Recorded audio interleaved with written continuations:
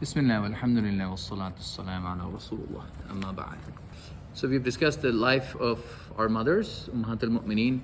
Last week we discussed Habiba radiallahu anha in particular. Some of you were not here. And the sacrifices that all the Sahaba have gone through. So we'll continue with the series of the personal incidents of the life of Rasulullah. So today I wanted to just talk mainly only about probably the greatest Sahabi that most of the Muslims have not understood the maqam of. Most of the Muslims don't know that the Sahabi Zayd ibn Harith radiallahu anh is a maqam arguably higher than most of the Sahaba that we hear of. I'm talking the cream of the crop, the creme de la creme. Abu Bakr as-Siddiq, Ali radiallahu anh, Umar radiallahu anh, Uthman. We are talking about a Sahabi in that league or probably higher. There's a reason I'm saying probably higher. And that is Zayd ibn Harith radiallahu anh. It is enough of a blessing, as Dr. Yasir Qadi has once said, that Zayd ibn Harith radiallahu anh is the only Sahabi who is mentioned by name in the Quran.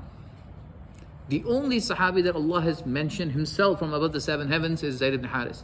Not even Abu Bakr, not even Ali get that honor. Yes, Allah has referred to Abu Bakr in the Quran, Sahib in the cave, yes, but that's indirect. It's not by name, it's not a direct reference. So even Abu Bakr radiallahu anh is a distant second.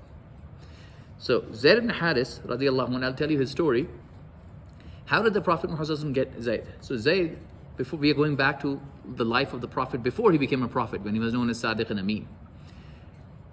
When he married Khadija radiallahu anha, Khadija wanted to give him some kind of gift. And the gift that she gave is a slave. Remember, this is at the time when slavery is normal, everything is going on.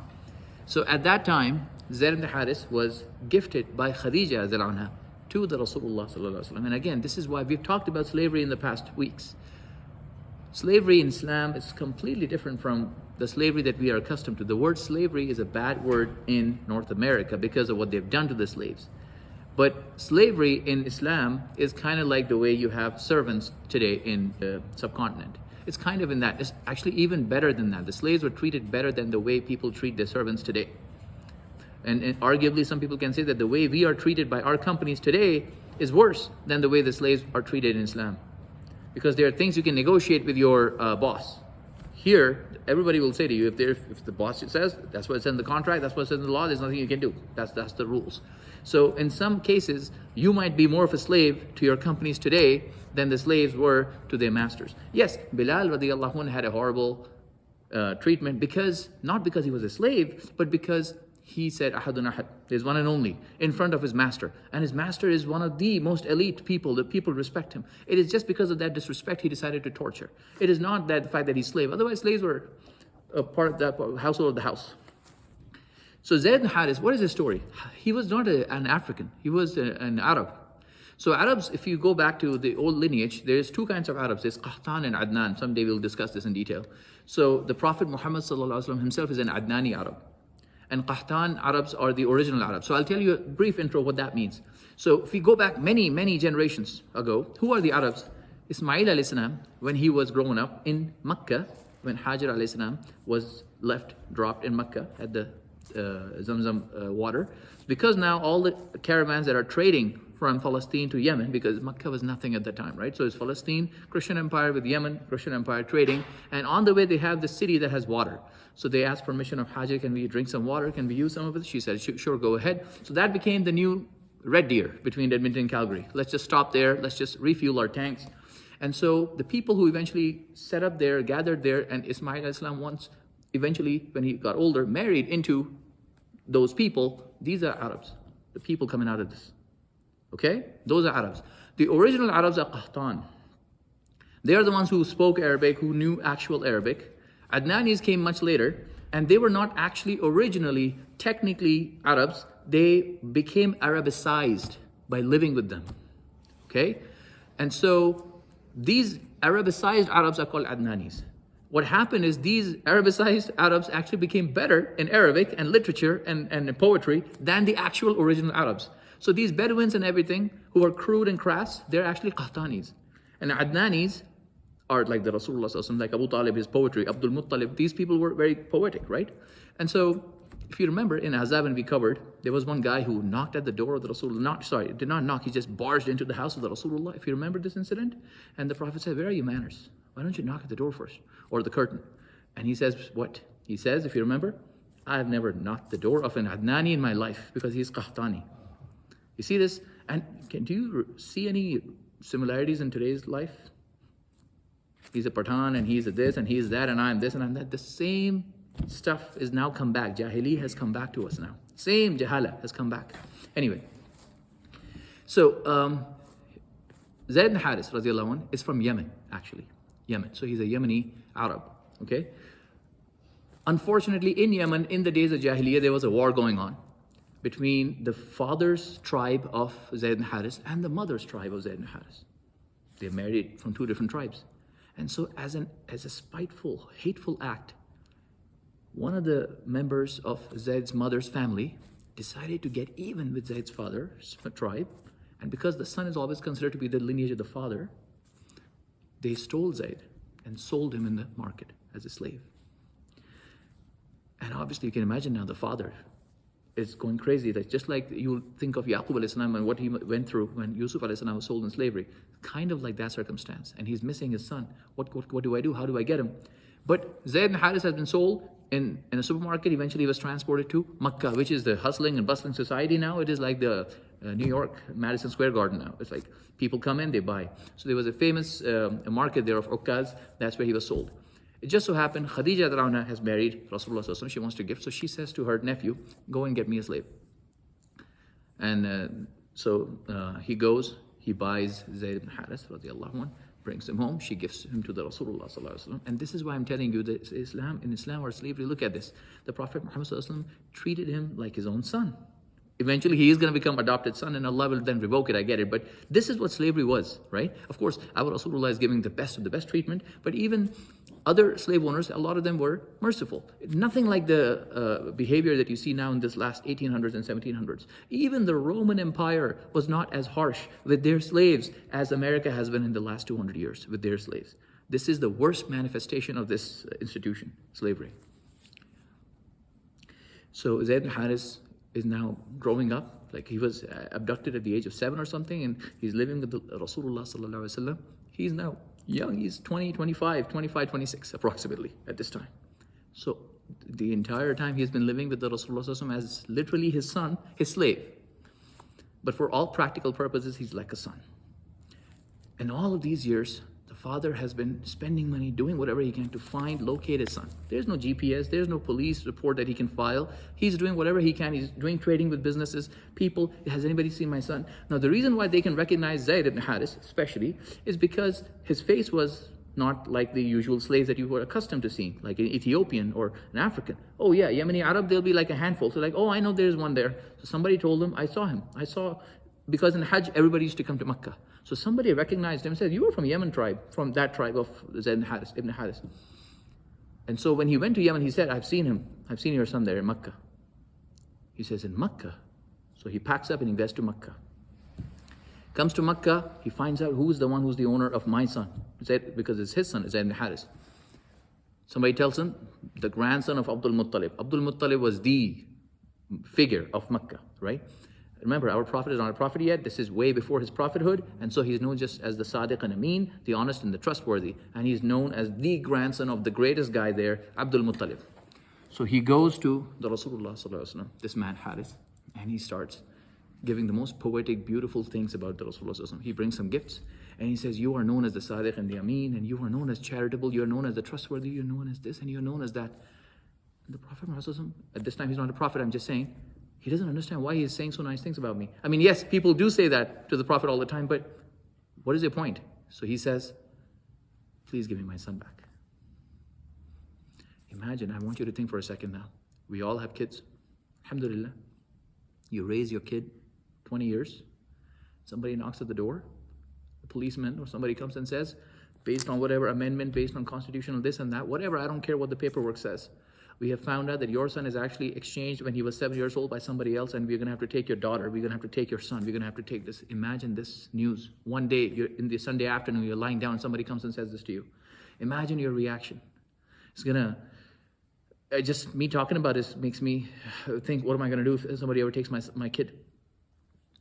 So the Rasulullah has just been told, give me my son, please. And he knows, yes, this is not my son, obviously, because yes, I've been treating him like a son all my life, but the reality has just hit upon him that yes, he's not my son.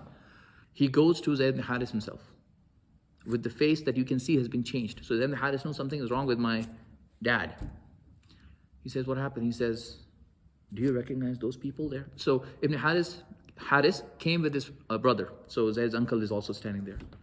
He says, do you recognize them? Because what if they're just lying, right? He says, yes, that's my father and that's my uncle. So he recognized it from the age of 7. And we all know when we were 7, we recognized our mom and dad if he said. He says, oh my God, that's my father, that's my uncle. So seeing Zayd's immediate reaction, oh my God, I recognize my mom and dad. Sorry, my dad and uncle. Now the Prophet Muhammad cannot say, listen, I'm the one who treated you like my son and everything. I don't want you to go. I thought you were going to say, I don't recognize them. But now that you're saying recognize them, now he has this conundrum that he does not want to let him go. But now he just said, oh yeah, that's my uncle and my this. And you have this connection whenever you see your father, no matter how many years. People, sometimes in the news, you will see some homeless guy. It was a big news a couple of years ago. Some homeless guy on the street, he found his mother after 40 years who had abandoned him, astaghfirullah, in a trash can or something. And he still loves and cries and hugs. After 40 years, he's meeting his mother for the first time. That's what happens. Allah has made this love for our parents. So he sees them, and so the Prophet ﷺ has this crushing of this feeling. You can only imagine. He says, they have come to take you. So Zayd ibn Harith says, now you'll understand what Zayd ibn Harith is going through. He says, what? What did you say to them? So he does not actually think that I'm going to go with them. He was just saying, yeah, that's my dad and uncle. But he then says, what did you tell them? Because, yes, he is my parent. Of course, he's supposed to go. The Prophet ﷺ says, I told them that the judge will be Zayd himself. Whatever Zayd decides, you can do. So just so you know, Ibn Harith, this Harith man, by the way, my name is Harith. He had offered money to the Rasulullah ﷺ. He said, whatever money you want, we'll give it to you. Please give us our son back. The Prophet said, I don't need your money. I'll leave it to Zayd. If he wants to go, he can go. He's yours. Because he's yours. That's the truth. So he comes to Zayd and says, that's your parents. You recognize them? He says, yes, that's my dad and uncle. What did you say to them? He says, I told them that it's up to you, whatever you decide. He says, Wallahi, I've decided. I'm going to be with you. He's saying this to the Sadiq and Ameen, the Rasulullah. He says, okay, go and tell them. So he walks up to his own father, who's seeing him after so many years. You can only imagine how much money he must have spent to get to this day. I finally get my son now. He hugs him. He tells him, come, let's go. I finally found you. And he's thinking he's a slave. Doesn't matter how good a servant you treat. Can't be like your mom and dad. So he's just thinking, let's go. And he says, I'm not going to go. You have left it up to me. And I'm choosing to stay with him. He's not the Rasulullah at this time. So the father and the uncle are shocked in Makkah, in the busy market. Everybody is standing and he's saying, what? Have you lost it? Are you going to choose to be a slave instead of being a free man? Is that what you choose to be? Have you lost it? Like he is willingly choosing to be a slave. You know, a slave in Makkah has a temporary work permit status. He does not have citizenship, no healthcare coverage, none of that. In Makkah, you need help, you need assistance, you need to go to a cop, you need to have some Qurayshi who can assist you. You're saying you're choosing to take open work permit when you're getting citizenship of Yemen. Yemen at that time is New York of today. Realize this. And he says, yes, I choose to be with him because wallahi, the love that I got from him is unlike anybody else who has ever loved me. Nobody has given me the love that he has given. Nobody can ever give me the love that he has given me. I choose to be with him. So he's saying, I'm sorry, Dad, but I'm going to be with this as my dad. The Rasulullah is so happy to see that Zayd has chosen me. I was about to lose this son. Remember, we are way back before the Sharia is revealed, so I'm calling him son at this time. He's so happy in this moment. So he grabs Zayd ibn Harith, walks over, which is the Times Square at that time, the Kaaba. He walks at the Kaaba, which is also a busy supermarket. It is also a place where you do announcements. It is also a place where you call people for a gathering. He takes Zayd's hand, raises it up in front of the father, in front of the uncle. And he says, everybody listen, from today I have made Zayd my son. He is my son. Because Zayd with his own happiness is saying this. And this is the moment they must have hugged and loved. I cannot imagine this moment, but he is telling the world, from now on he's my son.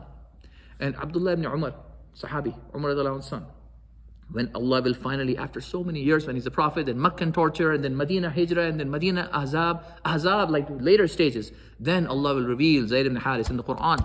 Abdullah ibn Umar says, Wallahi, we had no idea that Zayd ibn Harith was Zayd ibn Harith. We thought of him as nothing except for Zayd ibn Muhammad sallallahu alaihi wasallam. We had no idea that he's Zayd ibn Harith, because they would just look at Zayd, they would know this is obviously his son, which means he used to look something like the Prophet, because that's what they used to think, he's his son. And also, what? He's Zayd ibn Harith? He's not Zayd ibn Muhammad. Wallahi, we only thought he's Zayd ibn Muhammad. That's what Abdullah ibn Umar is saying. Anyway, so the Prophet Muhammad, when he was Sadiq and Ameen, made Zayd his adopted son in front of the father and the uncle to pacify the father, to make them feel, don't worry, he's going to be my son now. It's not like he's a ghulam. Because what did he say? You're going to take open work permit instead of the citizenship? So he gave him the citizenship. Now realize, when a Qurayshi adopts someone, he gets the highest visa status you can think of. Quraysh is a diplomatic access, basically, right? The best passport you can imagine, the Qurayshi passport. Because Quraysh is Abdul Muttalib's bloodline. So he escalated him from temporary work status to straight to citizenship right now. And it is this type of adoption that Allah has now forbidden. Of course, this is the early stages, but understand, by the way, I want to pull my hair. I hate it when somebody says, oh, adoption is haram in Islam. Have you heard of this thing? Some people saying, oh, you can't adopt in Islam. This is wrong. We should stop saying this. We should stop saying adoption is haram. Astaghfirullah. The first commandment of the dunya that Allah gave after salah and everything is take care of the yatim. Take care of the one who has no mom and dad. Before your hijab and this and that, nothing. Go and take care of an orphan. What is haram in adoption is this. This is called tabanni. Basically, you cannot give your name to the person you're adopting. So my brother comes to in a party, he sees 3 kids. And he says, hey, can you call your kids? I say, kids, come in here. That's fine. But then he says, so, can you introduce me to your kids? And I say, this is my son, A. This is my son, B. And this is my son, C. And he has my last name. There is no way he would know that this guy is not my son. Just like Abdullah Umar says, we had no idea he was Zayd ibn Harith. He was Zayd ibn Muhammad. This is not allowed. This is haram.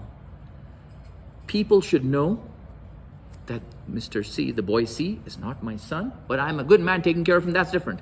But you should know this. By the way, this is so important. This is a tangent, but I'll tell you. This is so important that Allah has given this protection. Because a person you take care of cannot be your son. If you know this from your own experience, you can beat your son, you can beat your daughter. Can you imagine if somebody else spanks your son or your daughter? I don't care how many years he knows him. It is not the same thing. It is not the same thing. Even your brother, it's not the same thing. You know, just a couple of days ago, I saw there was a law, BC is passing, spanking law. Have you heard of that, spanking law? Kids who are going to school were allowed to be spanked by the teacher with like a light spanking. Now this is going to be banned by BC. So I was actually shocked that they have not yet passed this law. I thought this law was already existing. Turns out in BC they don't have this law. But anyway, now the kids cannot be spanked. But my point is this, the pain that you will go through if you find out that there's a red mark on your son's hand. And it was done by not your wife, that is the mother of the child, but somebody else on the street.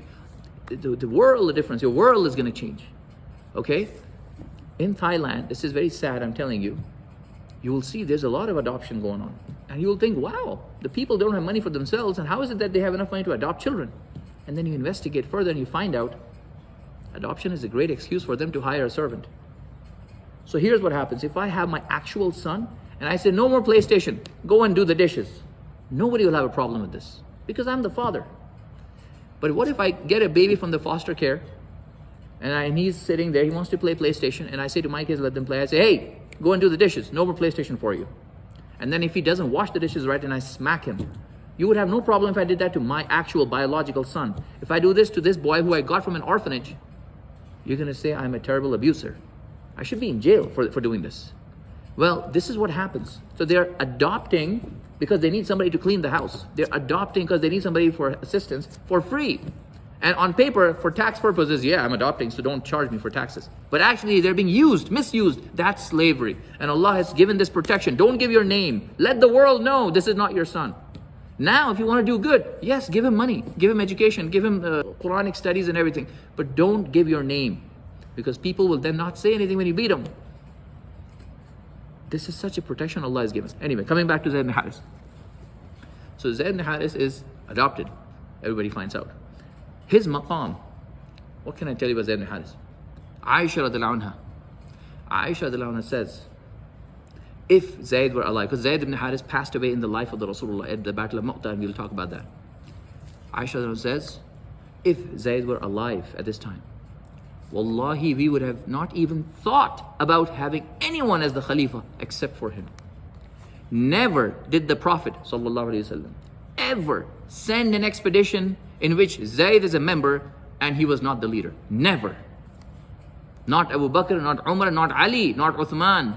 If Zayd is part of the group, he was always the leader. What happened is, the Battle of Mu'tah is when he's eventually going to pass away. Battle of Mu'tah is way later, much later.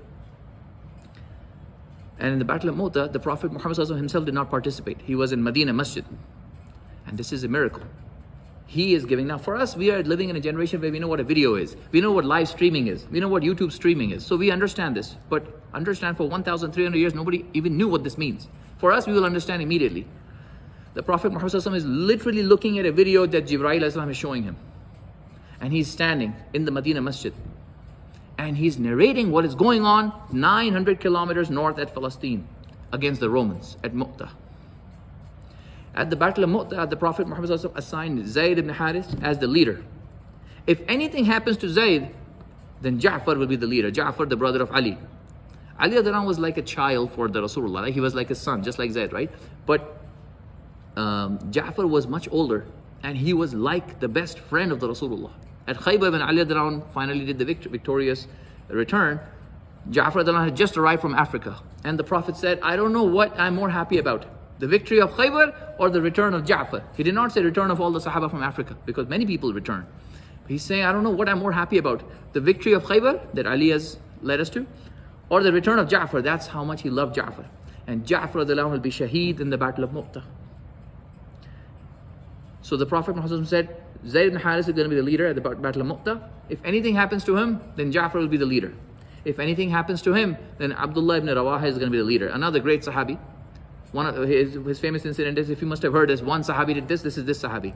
Once the Prophet Muhammad was giving a khutbah, and in the middle of his speech he said, sit down. And Abdullah ibn Rawaha was outside the masjid and he was walking and he heard sit down. So he sat down outside the masjid without entering the masjid. He just sat down right there. The Prophet said, sit down. That's all he heard. So he sat down. When the Prophet found out about this, he smiled and did dua for him. That is Abdullah ibn Rawaha. So the leader is Zayd ibn Harith. The Prophet Muhammad is, of course, Ja'far is going to be shaheed. This is going to be probably one of the most painful incidents, but I'm just telling you, sticking only to the personal incident of Zayd ibn Harith. That's why we're talking about him. How did he pass away? The Prophet was standing. He's relaying the events as they're happening live to all the Sahaba in the masjid, what is happening at Mu'tah, at Palestine, against the Roman Empire. And the Romans are ferocious. Aisha has narrated this incident. Anas ibn Malik has narrated this incident. Many Sahaba have narrated this incident because they are literally there in the masjid and they're telling what happened. Aisha says he was describing what was happening.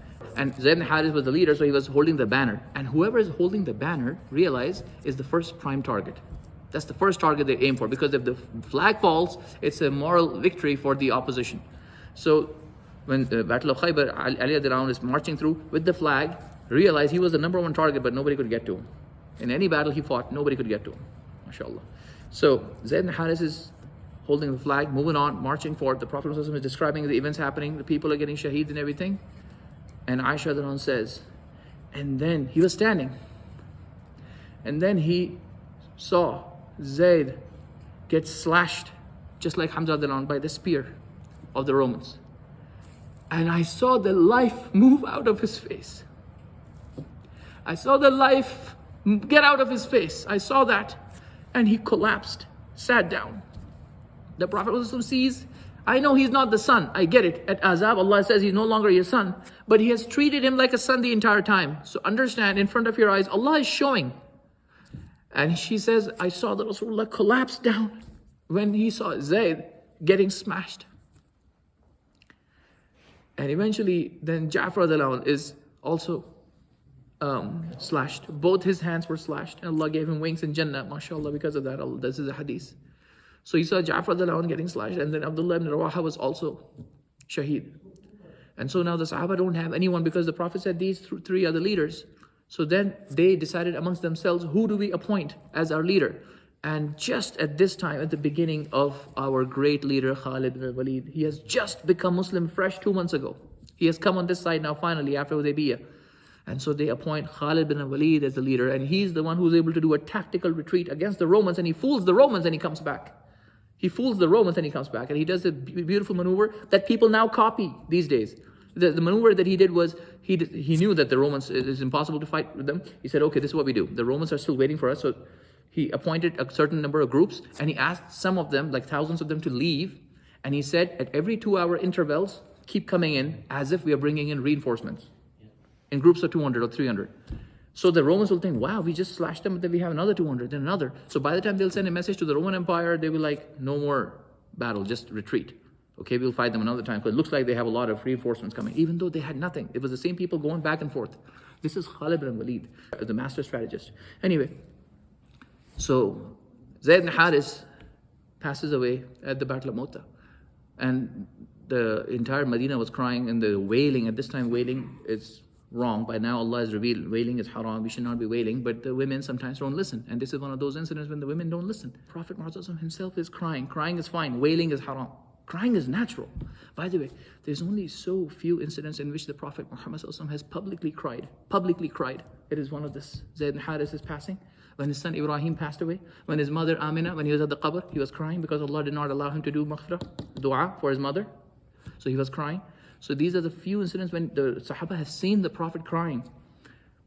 It is Zayd ibn Harith who was with the Rasulullah at Taif. The worst incident that happened to the Prophet was in Taif, when they literally asked all the kids, the ruffians, to throw stones and bloody the shoes. And Zayd ibn Harith was covering the Rasulullah with his body so that he shielded. This is that Zayd ibn Harith. And when the Prophet was in a daze and confusion, when he got out of Taif, he's heading back to Makkah. Zayd ibn Harith says, Ya Rasulullah, what are we going to do? How are we going to go back to Makkah now?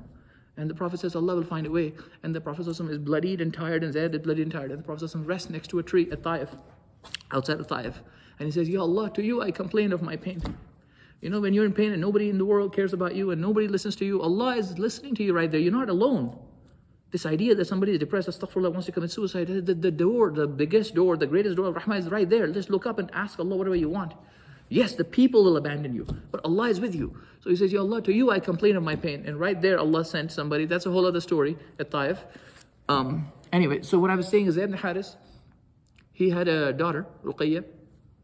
As soon as he went, he saw Ruqayyah, a 6-year-old girl. She immediately saw the Rasulullah and started crying. And in a rare moment, as soon as the Prophet saw her crying, a 6-year-old girl, the Prophet himself started crying, with Ruqayyah hugging her. And sometime later, Sa'ad ibn Ubadah, the leader of Khazraj in Medina, he says, Ya Rasulullah, what was that? Like, we've never seen you cry. Ya Rasulullah, you cried about that. So he says, that was the love for the Habib from the Habib. The love of the one who loves the one who loves. I love Zayd, and that was a love that made me cry for the one that I love. That is what he called Zayd ibn Harith, the Habib, my Habib. And he has called him my Mawla. We know he has called Ali radiallahu anhu his Mawla. Yes. But he is also called Zayd, his Mawla. Zayd ibn Harith, what happened was, when he went for Umratul Qada, when he went to do Umrah, when he was leaving, Hamza radiallahu anhu, who's Shaheed at Badr, his daughter, who was only 6 or 7 years old, she cries out to the Muslims, say, oh Muslims, don't leave me here, take me with you to Medina. So the Sahaba look at this little girl, I think Umara radiallahu anha. And so Zayd ibn Harith, who was the brother of Hamza, because the Prophet had done Mu'aqqa. When he went to Medina, everybody's a brother of someone. So Zayd ibn Harith was paired with Hamza radiallahu anhu. So he was like a brother in that respect. And this is the daughter of Hamza radiallahu anhu. So he immediately jumps for her. He says, I'm going to take her. And then Ja'far, who has also arrived by this time, he says, no, I'm going to take her. And then Ali radiallahu anhu says, no, I'm going to take her. Look at this. Just 10 years ago in Mecca, nobody wanted a girl. They were burying the girls. And today they're fighting to take a girl. And Zayd ibn Harith, now this is, I cannot think of a better elite unit than this wanting. And who are you going to favor now? Zayd ibn Harith says, I'm going to take care of her. And Ja'far radiallahu anhu is saying, I'm going to take care of her. And Ali radiallahu anhu is saying, I'm going to take care of her. They go to the Rasulullah. The Prophet ﷺ has to pacify all. And this is what he says to Zayd. Ya Zayd, you are my Mawla. This is when he says this to Zayd. Like, you are the person that I love and support and everything. And he said, oh Ja'far, you are my brother. And Ali, and he says to this for Zayd also, you're my brother and Mawla. And for Ali, you are from me and I am from you. This is the hadith that everybody knows about Ali. This is the incident when it happens. But then he eventually gives Umara to Ja'far, not to Zayd and not to Ali. Because he says, because Khala is mother. The Khala is like a mother. So her Khala was Ja'far Anhu's wife, was her Khala. So she's the closest in relationship. And after the mother, the closest is the mother's sister. And so he says, because the Khala is the mother, she's going to be with you, Ja'far. So it was not because of Ja'far, it was because of the wife. Otherwise, all three, their maqam is unmatched. Anyway, so that is the story of Zayd ibn Harith, one of the greatest Sahabi who's mentioned in the Quran until the death, until all of us are going to die, we're all going to pass away. There's no other prophets coming except for Isa Islam who's going to come and follow the Quran. In the Quran, until the last Muslim dies, we are going to recite the name of Zayd ibn Harith radiallahu anhu.